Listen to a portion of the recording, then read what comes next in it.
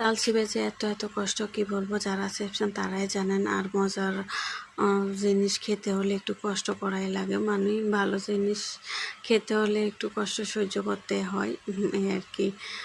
তো কিছু করার না। তো আসসালামু আলাইকুম, আমরা সবাই কেমন আছেন? আশা করি ভালো আছেন। আপনারা সবাই জানেন আমরা হচ্ছে কিছুদিন মানে আগে গ্রামের বাড়িতে গেছিলাম যে তাল খাওয়ার জন্য, তালের পিঠা খাওয়ার জন্য। নিজের গাছের তাল কিনে রাখছে, তার হচ্ছে নিজের গাছ থেকে পড়ে সাথে সাথে পিঠা বা রস খাওয়ার মজাই আলাদা। তো মানে কয়েকটা বছর হয়ে গেল ওরা হচ্ছে এই নিজের গাছের তাল খেতে পারে না, যেহেতু ওরা একটু ঢাকাতে থাকে, তো বাড়িতে যাওয়া হয়নি, যেহেতু এই বছর গট্টর করা হয়েছে। তো এখন কিছুদিন পর পরে বাড়িতে যাওয়া হবে, সব ফল মূল মানে তাজা তাজা খেতে পারবে আর কি।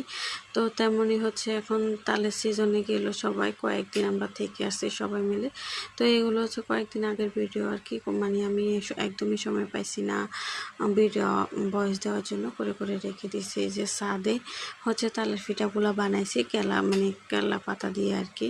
তো কেলা পাতা দিয়ে যেহেতু আমরা গ্যাসের চুলায় অনেকটা গ্যাস খরচ হয়ে যেত, তো যার কারণে হচ্ছে ইট দিয়ে হচ্ছে চুলা বানাই হচ্ছে আমরা সবগুলো পিঠা বানাইলাম। আর এদিকে এত ফল সবাই গাছে, জাম্বুরা মানে অভাব নাই, কামরাঙা, জাম্বুরা, হরবুড়ি, মানে সবাই সব কিছু ফল আছে এই বাড়িতে আমার মনে হয়। আমাদের মানে আমি আর এরকম দেখছি না যে সবাই বাড়িতে একদম সব রকমের ফল থাকে, ফল গাছ আছে আর কি।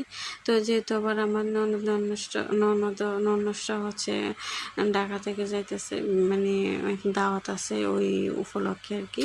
তো আমাদের বাসায় সবাই আসবে, তো যার কারণে ছাদে রান্নাবান্না তো করে ফেলতেছে। আর গ্যাসে চুলায় জ্বালাইছে না, তো ভাববো যে এই আগুনে হচ্ছে সব কিছু রান্নাবান্না করে দে।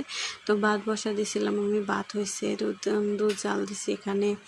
আর হচ্ছে এখন মুরগির মাংস রান্না করতেছে আমার শাশুড়ি আম্মা। তো